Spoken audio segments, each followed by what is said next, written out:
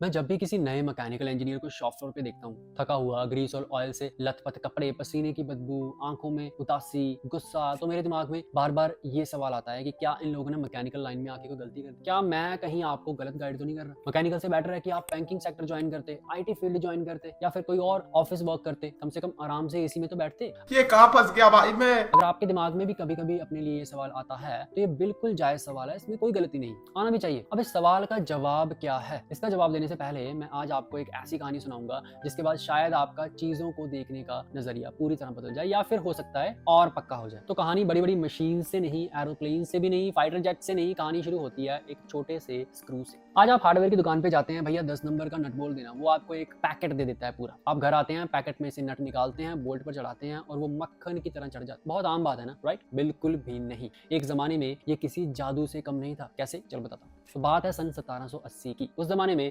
Screws machine पर नहीं बनते, उन्हें हाथ से बनाया जाता। एक लोहार गर्म लोहे की रॉड लेता था और उस पर छेनी, हथौड़े और रेती की मदद से चूड़ियां बनाता। अब जरा सोचिए, एक इंसान सुबह काम करने आया एकदम फ्रेश मूड में, उसने एक स्क्रू बनाया, अच्छा बना। दोपहर हुई, थक गया, दूसरा स्क्रू बनाया, थोड़ा सा लूज बना दिया। शाम हुई, जल्दी घर जाना था, तीसरा स्क्रू बनाया, थ्रेड का एंगल थोड़ा सा टेढ़ा हो गया। अब इन सब से रिजल्ट क्या हुआ? एक ही दुकान से निकले हुए 10 स्क्रूज 10 अलग अलग साइज के होते थे। इसका सबसे भयानक नतीजा ये था कि अगर किसी मशीन का एक भी स्क्रू खराब हो गया तो उसे दोबारा वही बंदा बना सकता था जिसने पहले बनाया, नहीं तो मशीन कबाड़ हो जाएगी। मान लीजिए आपके पास एक टेक्सटाइल मिल है बहुत बड़ी, आपकी मशीन का एक बोल्ट टूट गया, आप स्टोर रूम गए, नया बोल्ट लाए, लेकिन वो फिट ही नहीं हो रहा। क्यों? क्योंकि वो बोल्ट किसी और दिन किसी और मोड में बनाया गया था। आपको पूरी मशीन रोकनी पड़ेगी, लोहार को बुलाना पड़ेगा, वो आकर घंटों तक उस नए बोल्ट को घिसेगा ताकि वो फिट हो सके। ये दिक्कत इतनी बढ़ चुकी थी जिसकी कोई हद नहीं थी। और इसी बीच एंट्री होती है एक जीनियस की, एक ऐसा आदमी जिसे आज हम पूरी तरह भूल चुके हैं। उसका नाम था हेनरी मॉड्सले। अब ये कौन है बे? हेनरी मॉड्सले का जन्म 1771 में वुलविच में हुआ। वो शुरू से ही लोहे के साथ खेलने में काफी माहिर था। 18 साल की उम्र में वो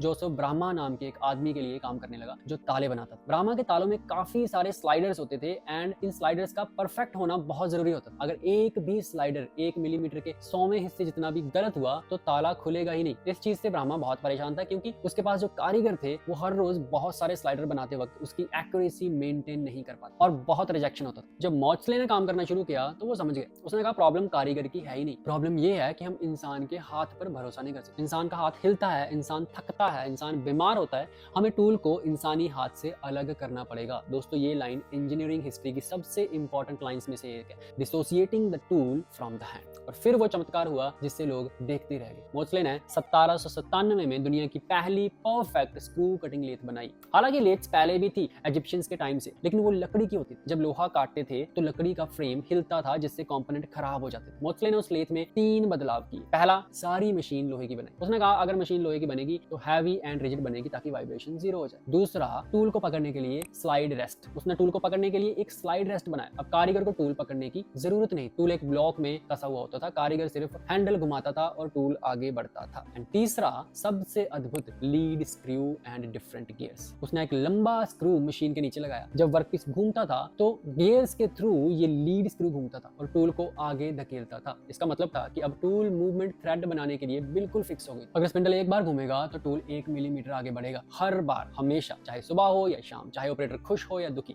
स्क्रू वैसा ही बनेगा। अब इस खोज ने जन्म दिया स्टैंडर्डाइजेशन को। अब मॉड्सले अपनी वर्कशॉप में हजारों स्क्रू बना सकता था जो एक दूसरे की जगह ले सकते हैं आराम से। लेकिन मॉड्सले ये नहीं रुका।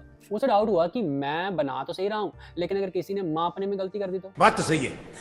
उसके बाद उसने एक मेजरिंग मशीन बनाई। उस जमाने में लोग कैलिपर यूज करते थे, एक टांग इधर एक टांग उधर, हाँ भाई ठीक लग रहा है, ये चलता था मेजरमेंट में। अब मॉड्सले ने कहा ठीक लग रहा है इंजीनियरिंग नहीं है यार। उसने बनाया टेबल टॉप माइक्रोमीटर। ये मशीन 0.0001 इंच तक नाप सकती थी एंड उस मशीन का नाम उसने रखा द लॉर्ड चांसलर। ब्रिटेन में द लॉर्ड चांसलर लॉ का सबसे बड़ा रखवाला होता है। मॉड्सले का कहना था मेरी वर्कशॉप में ये मशीन ही कानून है, अगर ये मशीन कहती है कि तुम्हारा पार्ट गलत है तो वो गलत है, कोई बहस नहीं। मॉड्सले के students Joseph Whitworth and James Nasmyth, इन्होंने आगे चलकर पूरी ब्रिटिश इंडस्ट्री खड़ी की। जोसेफ विटवर्थ ने 1841 में ब्रिटिश स्टैंडर्ड विटवर्थ यानी कि BSW थ्रेड सिस्टम बनाया। ये दुनिया का पहला नेशनल स्टैंडर्ड था स्क्रूज के लिए। सोचिए आज आप ISO बोल्ट यूज करते हैं तो आप सीधे तौर पर हेनरी मॉड्सले और जोसेफ विटवर्थ की विरासत यूज कर रहे हैं। तो हमने देखा कि कैसे मॉड्सले ने 1/10,000 इंच की एक्यूरेसी अचीव की। उस जमाने में वो जादू से कम नहीं था। लेकिन आज का क्या? आज अगर आप मॉड्सले की एक्यूरेसी लेकर एप्पल या स्पेसएक्स के पास जाएंगे तो वो आपको गेट से बाहर निकाल देंगे।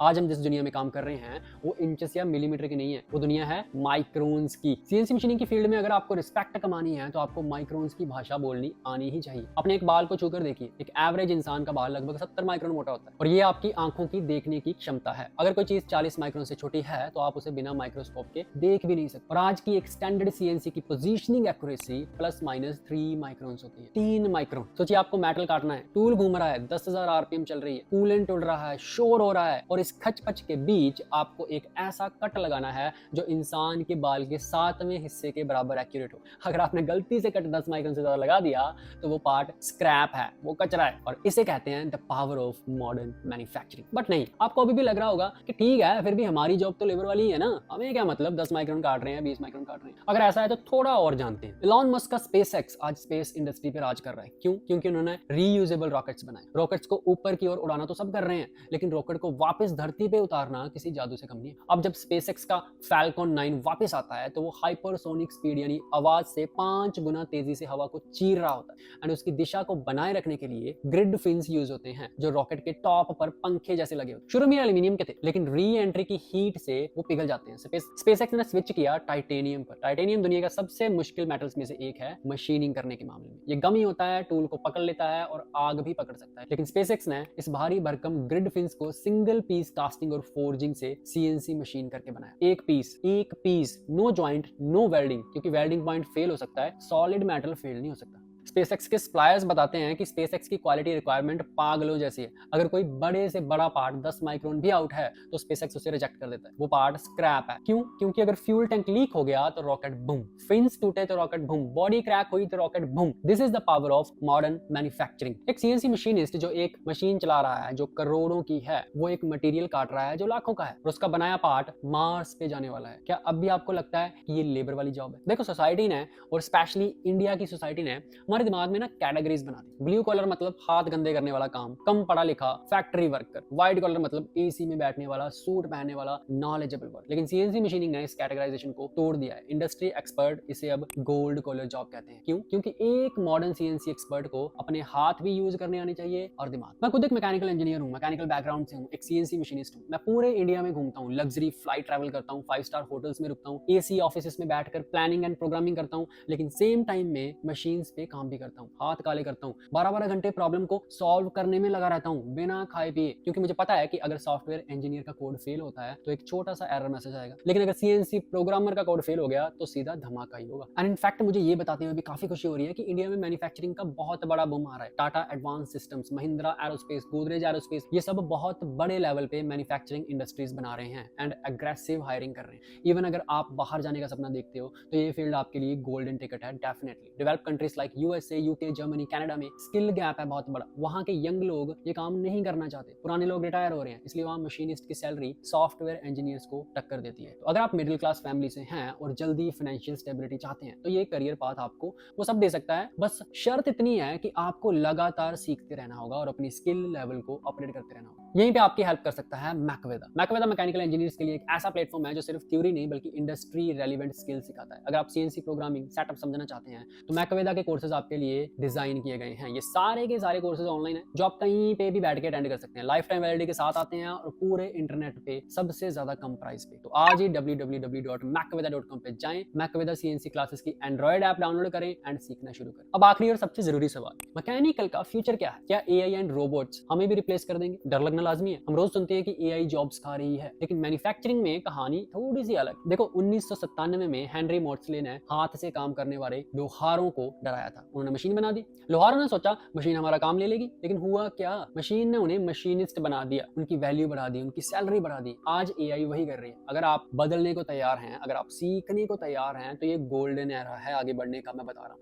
लेकिन अगर आप पुराने तरीके से चिपके रहेंगे तो खतरा है भाई। चॉइस आपकी है कि आप वो इंसान बनना चाहते हैं जो मशीन के डर से भागता है, या फिर वो इंसान बनना चाहते हैं जो मशीन को अपना गुलाम बनाकर फ्यूचर बनाता है। उदास होने की जरूरत नहीं है, सीखते रहो, आगे बढ़ते रहो। बहुत बेस्ट लाइन है ये, मैकेनिकल इंजीनियरिंग जिंदा है, मैकेनिकल इंजीनियरिंग जिंदा ही रहेगी हमेशा। तो अगर आप एक मैकेनिकल इंजीनियर हो तो रुके मत रहो, उठो, सीखो और नई दुनिया के आर्किटेक्ट बनो। उम्मीद है आपको ये वीडियो अच्छी लगी होगी। मैं मिलता हूँ आपसे अगली वीडियो में, तब तक के लिए take care and wish you all the best.